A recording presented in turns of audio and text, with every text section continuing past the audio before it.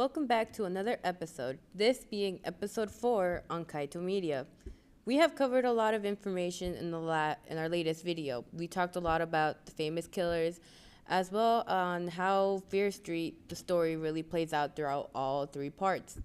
Now, in today's episode, I would highly suggest watching all of Fear Street Part 1 through Part 3 before watching this new one that we will talk about.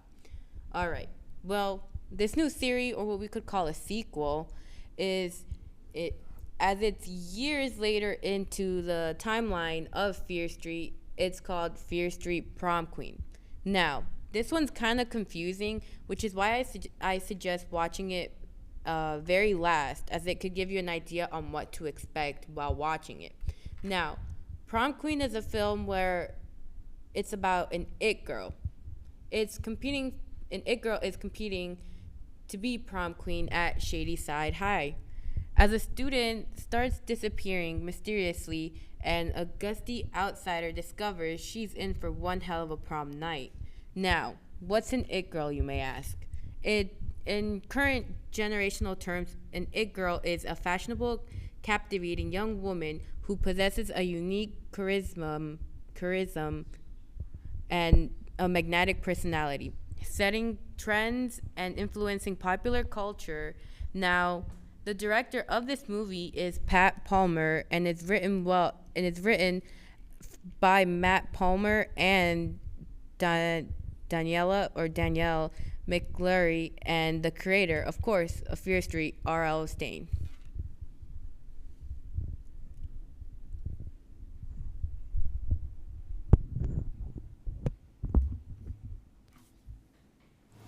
Ooh, so I bet that this one is going to be just as creative, if not gory, just like Fear Street Part 1 and Part 2. Honestly, I mean, we get to see how well and how put together the series got from Part 1, Part 2, especially on how they made each storyline combine or even work with each other. I bet we're going to get to see more of that, or who knows, maybe the sequel is just as interesting or is just as creative. If not, are we going to get to see cool killers like Skull Mask? Are we going to get another Skull Mask in this one? Nah, you know what? I bet it's probably going to be just like Tommy or Ruby. I swear, they were really creative with their killers. They had a variety of characters we could go based off on, or who we could say is our favorites. Well, you know what? What if instead of our typical killers like slashers, what if it's like a clown? What if there's a clown in the sequel? I bet there's probably a clown in this one. Well, Fear Street is known for how scary it is, and I mean, if I were in that situation, I would be scared for life. But please tell us more on this sequel of Fear Street Prom Queen. Do we get to see some returning characters? Because I know we got to see a bit on how we left off on Part 3. So is this also connecting to it? Do we get to see some returning characters? Or is it a whole different show? Or is it like a whole different story as a whole? Please let us know.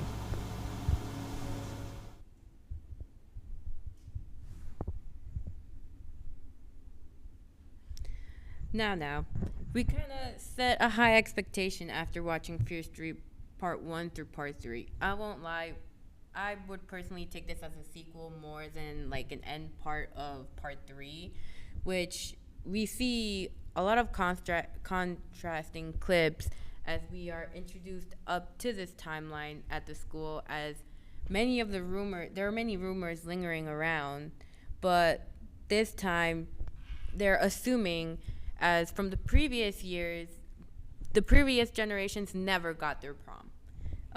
It's like a family curse that they speak of, as we meet the main cast and we see how her much younger self, we get to have a sneak peek on how it all goes down. Her father gets murdered by her mother at prom. Very crazy story, and we get to see all this massacre happening, and we get the story told. Now, as many of the parents kind of resemble the in-time students or current time students, we get to see a small brief story of what it all really holds. We meet two of the main cast, one from Shady Side and then the other originally from Sunnyvale. Now, haven't we heard of this duo before? Well, these two get along really close as when they get ready for prom, they everybody expects them to go together. Now, what really stands out about their character is that they are never seen apart. When I mean never, no one, whenever they see one of them apart from the other, that's when they know something's wrong. And as we know throughout this perfect duo throughout the series, we get to the killing. Well, the killing in the sequel isn't as interesting, I would say, or as interesting in the part 1 through part 3, just because for those we get to see how creative they get, but it doesn't mean it isn't as interesting. Now, have you ever had an intrusive thoughts? Let's say you have an idea of doing something, but you don't do it because you know it's either gonna hurt or you shouldn't do it. Let's just say this sequel or this movie is gonna be full of that. Now, I won't really say much as I don't really want to give a lot away, but the killers are alright, I won't deny, but we get to see a lot of older weapons being used as they take out their victims. Now, for our ad or our sponsor for today is JCA Studios. I would highly check them out on their Insta page at JCA_studios. They just went to a recent car meet. Honestly, I would advise getting some other merchandise. They're honestly helpful. Even if you're not an anime fan, they got a whole bunch of other stuff that could help you either just keeping in your car, or let's say a blanket that you need for the winter, or for those summer times, or just keep your vehicle decorated. They have lots of good deals. I would just give them give them a look, see if you like it or if it's something that you enjoy. But other than that, I'd like to end this episode saying thank you to everybody who had joined us, and thank you to everyone who helped out to make Kaito Media possible. And yeah, thank you for watching Kaito Media.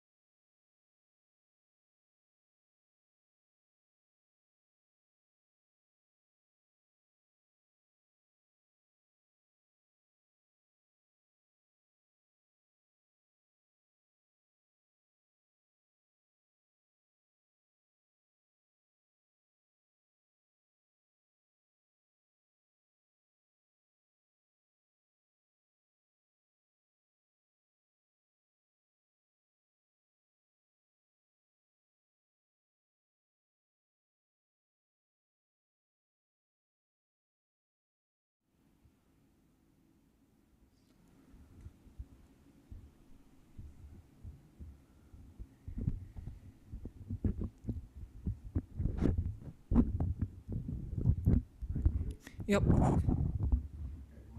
Oh.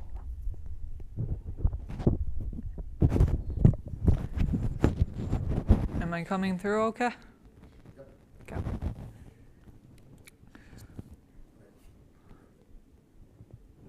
Hello, welcome back to the show DC Mythos. Today we're going to talk about the emotional spectrum. That is the thing that every Lantern Corps basically is powered by. Yeah. So let's start with Will. Will is the one that the Green Lantern Corps uses, and it's the biggest corps. They're usually based out in Oa, and a lot of these rings have similar things about them, and this is kind of like the basis. And we see that no better than with the Fear or Yellow Lantern Corps, or also known as the Sinestro Corps. Instead of having a governing body as the head honcho, though, they have only one person called the Anti-Monitor. And the Yellow Lantern's whole entire thing is using people's fears against them. What's quite interesting in my opinion. But something that I find more interesting than fear is love.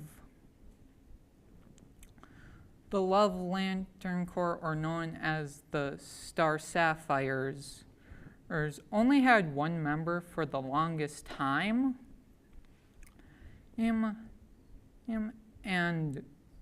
they are in the head honchos of who's in charge of this corps is called the Zamorans, what are just the same as the Guardians of the Universe, but they disagreed. So,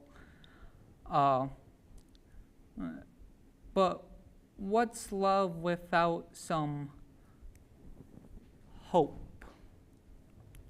The Blue Lantern Corps is smaller, and this is like the first time we really see some of the rings have their own effects. Like the Blue Lantern Corps can purify effects from other Lantern Corps, or it can boost Lantern Corps' base abilities. We mostly see this with Green Lanterns, but it's good to have hope in everything, but sometimes you need to have a little compassion in for what you do. Now, the Indigo Tribe is kind of weird because a lot of their members are just like former bad guys who became Lantern Corps members. And they stay in the Corps until they start to feel compassion for who they wronged in the past, what is very interesting. But although compassion is a more positive, how about we go into something slightly more negative, like rage? The Rage Lantern Corps is red. It's ran by Atrocitus, and one of the special effects that this power ring has is it replaces your blood with the power ring, basically replacing your heart. So once the red lantern ring is on you, you're not going to get off unless you find a blue lantern. But sometimes all you want is stuff and be avarice. The Orange Lantern Corps, the Lantern Corps of Greed or Avarice, it only has one member named Larfleeze. Their whole entire thing is mine, mine, mine. And so if you're somewhat of a greedy person, we even have something for you. Now, let's go to one what's less of an emotion and more of a concept. Death. The Black Lantern Corps only have one real member, and it's Black Hand. And everyone else in this corps were basically zombies. We find this out in the Blackest Night storyline made by Jeff Johns. So if you need a zombie recommendation, that should scratch the itch. But let's talk about the Corps that defeated the Black Lanterns. Life, aka the White Lantern Corps. There's only 3 ways to get a ring that we know of. And it's either having all the other Lantern Corps rings fly to you and choose you, it be bestowed upon you by the entity of life, or it's made out of the life equation. Now,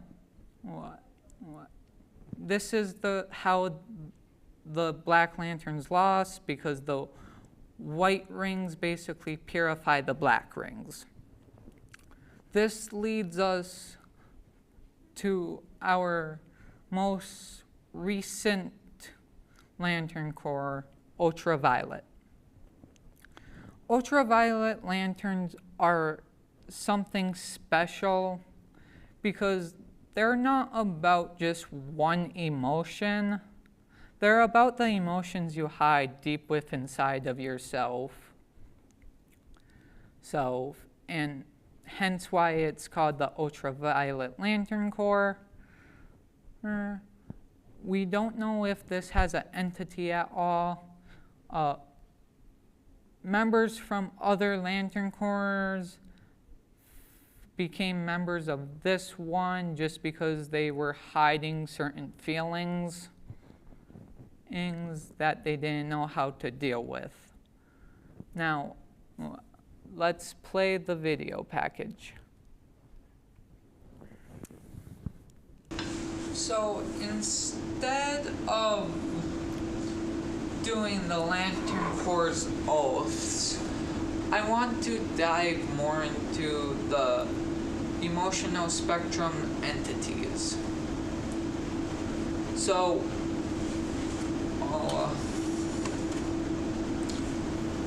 we have Ion.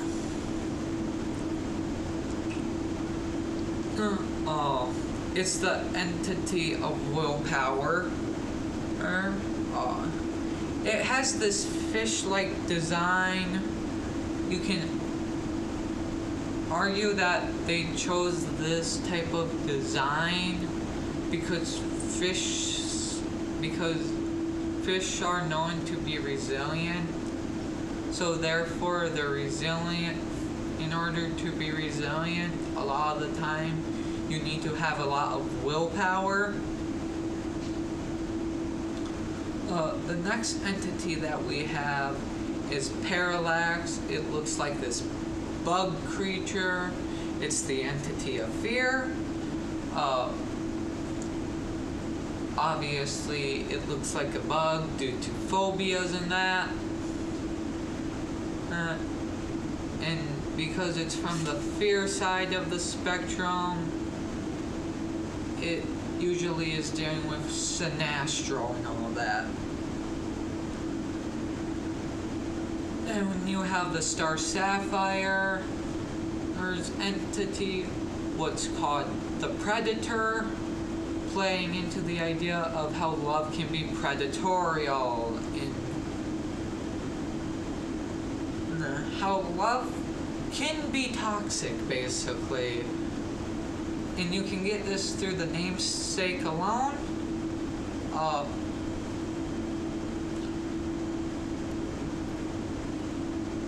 Then you have Hope. What is Adraha?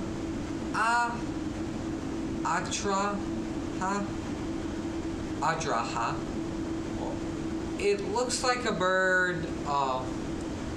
My guess for why the Hope entity is in a design of a bird is because usually Hope, you have like sayings were just look up to the sky for hope and all these things. Thank you for taking the time to watch the video package. I would like to thank everyone who made this possible. I hope you have a good rest of your day, night, or whatever time it is for you. Have a good rest of your day.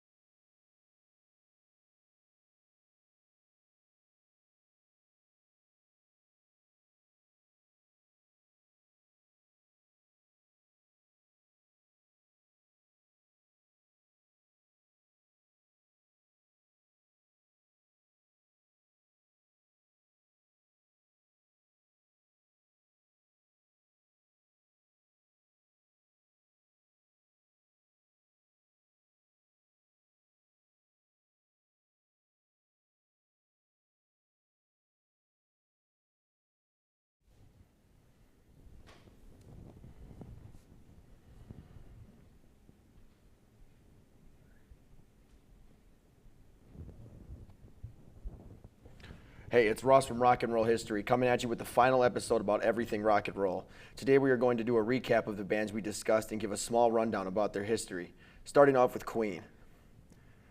Queen is one of the most iconic rock bands in history. Formed in London in 1970, the classic lineup featured Freddie Mercury on vocals and piano, Brian May on guitar, John Deacon on bass, and Roger Taylor on drums. From the start, Queen stood out with their unique blend of rock, opera, and theatrical flair. They gained some international fame with hits like Bohemian Rhapsody, We Will Rock You, and Somebody to Love. Freddie Mercury's powerful voice and charismatic stage presence, combined with Brian May's distinctive guitar sounds, made them legends. Throughout the 70s and 80s, Queen released a string of successful albums and became known for their spectacular live performances, including their legendary set at Live Aid in 1985. Sadly, Freddie Mercury passed away in 1991, but Queen's music continues to inspire generations. Today, the band still performs with guest vocalists, keeping the spirit of Queen alive. The second band we discussed is Boston. Boston is an American band formed in 1976 by guitarist and songwriter Tom Scholz. Known for their polished sound, powerful guitar riffs, and rich vocal harmonies, Boston quickly made a huge impact with their self-titled debut album released in 1976. That became one of the best-selling debut records of all time, featuring classic hits like More Than a Feeling, Peace of Mind, and Foreplay Long Time. Their sound blended hard rock with melodic hooks, creating a signature style that stood out in the 70s rock scene. Over the years, Boston continued to release successful albums like Don't Look Back and Third Stage, with songs like Amanda reaching the top of the charts. Despite lineup changes and long gaps between albums, Boston has remained a beloved name in rock, known for their timeless sound and dedication to high-quality production. The third band we will be exploring gets more into the heavy side of rock. Pantera was a groundbreaking American heavy metal band formed in 1981 in Texas. They started out playing glam metal, but completely transformed their sound in the late 80s, pioneering a heavier, groove-driven style that helped define 90s metal. With the arrival of vocalist Paul Anselmo and guitarist Dimebag Darrell, Pantera released Cowboys Hell in 1990, their breakthrough album that introduced their aggressive, powerful sound. They followed up with Vulgar Display of Power and Far Beyond Driven, both of which became successful classics and solidified their place as metal legends. Known for their intense riffs, brutal vocals, and high-energy live shows, Pantera influenced countless bands to reshape the metal genre. Tragically, Dimebag Darrell was murdered in 2004 during a show, marking the end of the band's era. Pantera's legacy lives on as one of the most influential metal bands of all time. And the fourth band we discussed gets even heavier as we dive into Slipknot. Slipknot formed back in 1995 in Des Moines, Iowa. The original lineup started with a few friends passionate about heavy music, but it quickly expanded into a 9-member powerhouse known for their chaotic energy, unique masks, and aggressive sound. They released their self-titled album in 1999, which immediately grabbed attention with its raw, brutal intensity. Dark, complex rhythms, with tracks like Wait and Bleed, Spit It Out, showed the world Slipknot wasn't just another metal band. They were a force of nature. Through the early 2000s, Slipknot exploded in popularity with their 2001 album, Iowa, which was even heavier and darker. They became known for their theatrical live shows and their eerie matching masks that evolved with every album, giving them an almost mythical presence. Tragedy struck, though, in 2010 when their bassist Paul Gray passed away, and later in 2013 when their drummer Joey Jordison left the band. Despite these challenges, Slipknot continued to push forward, releasing albums like Point 5 The Gray Chapter in 2014, which honored Paul's legacy. Slipknot's music blends metal, hardcore, and even some experimental sounds, always with an undercurrent of raw emotion. Anger, pain, and sometimes even vulnerability. Their lyrics and performances are intense, but that's what connects with millions of fans around the world. Today, Slipknot remains a vital part of the metal scene, constantly evolving while trying to stay true to their roots. Loud, heavy, and unapologetically real. Thanks so much for joining me today on Ross's Rock and Roll History livestream. I hope you enjoyed this deep dive on the legends and the stories that shape the music we love. Rock and roll isn't just about songs, it's about passion, energy, and the people behind the music. Keep exploring, keep listening, and remember, the spirit of rock lives on in every chord and every stage. Stay tuned for more stories, and let's keep the music alive together. Now here's a word from the guys at Bulletproof Clothing and their recent Urbex adventure.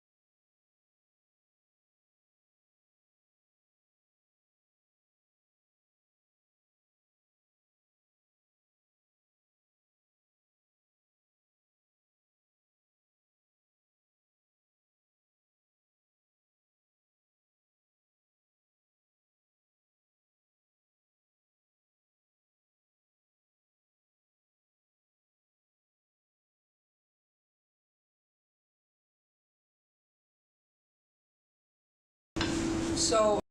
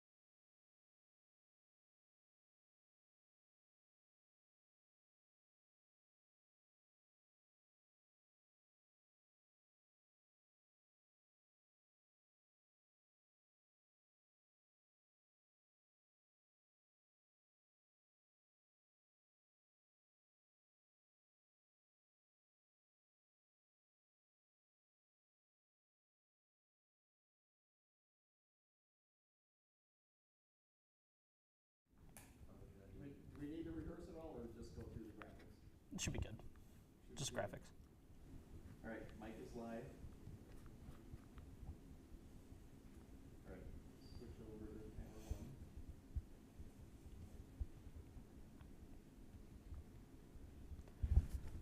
Hi, my name is Peyton, and welcome to the last episode of From Start to Finish.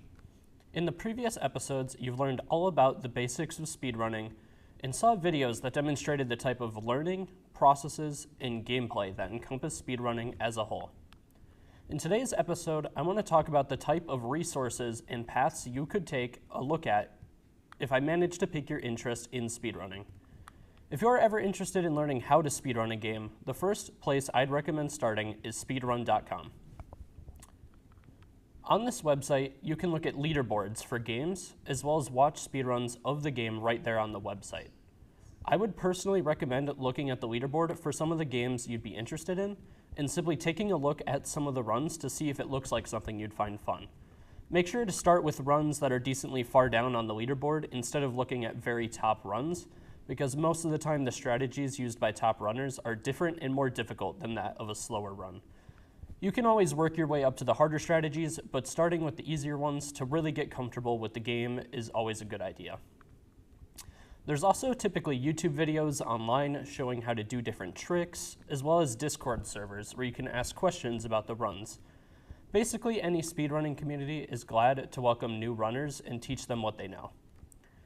Now, on the other side of things, I'd like to talk about an event called GDQ, which stands for Games Done Quick. Maybe you aren't interested in actually learning to speedrun a game, but are at least interested enough to watch some, or at least look into it a little bit further. GDQ is a semi-annual charity marathon where people get together and watch top speedrunners play through games live in person as they take you through the run and explain the inner nuances of the run to the live audience, similar to how I did in the video packages. Although it has a large in-person venue, the entire event is also streamed online on Twitch. In fact, next weekend, Friday, October 17th through Sunday, October 19th, is the next event they'll be holding.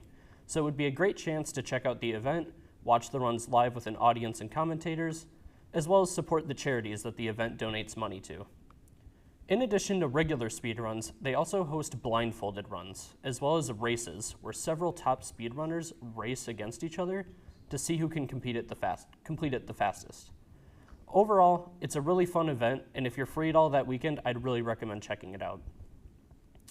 Now, I'd like to give a word from today's sponsor, Razer. From mice and keyboards to headsets and controllers, Razer has it all. Built for precision and comfort, all while looking cool.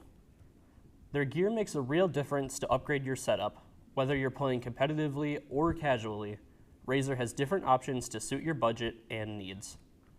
Thank you, Razer, for sponsoring today's episode. And with that, I'll wrap it up here.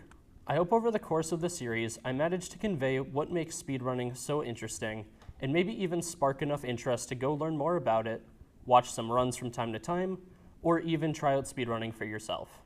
And I hope you enjoyed this series from start to finish.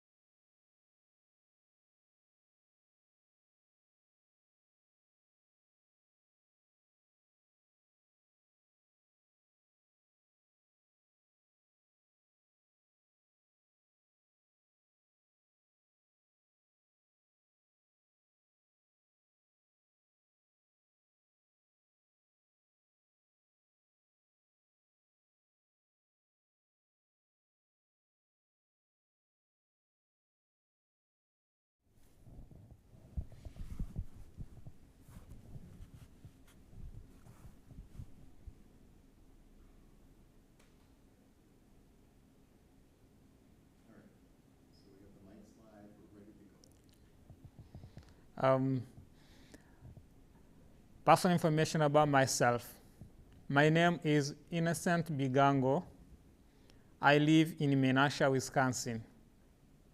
My aunt and grandmother lives in Houston, Texas with my cousin. My grandfather lost his life 5 months ago with cancer.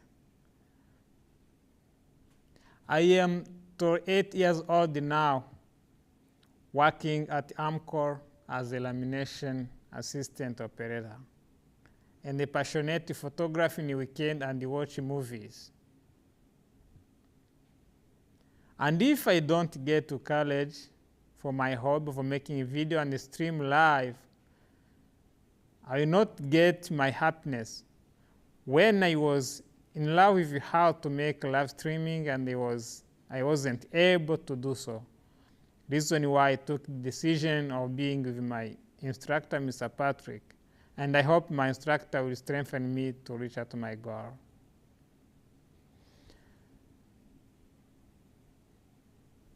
Around 2 months ago, at my Northern Wisconsin Technical College with my instructor, sounded like a pretty and enjoyable with my online broadcasting colleague. Thank you. For my Jordan hat advertisement. Jordan hat is made with at least 75 recycled fibers. Is your outfit missing an understated hat to show the world your Jordan pride? Got you. This classic structure fit has a sloped crown and a curved bill for a casual, broken-in look, and the metal Jumpman emblemed makes a perfectly subtle statement. Color shown, white, gunmetal. Style FD 5186100. If you need it, free delivery with your Jordan membership. If you like my comment, if you like my video, make a comment, share, and subscribe. Thank you.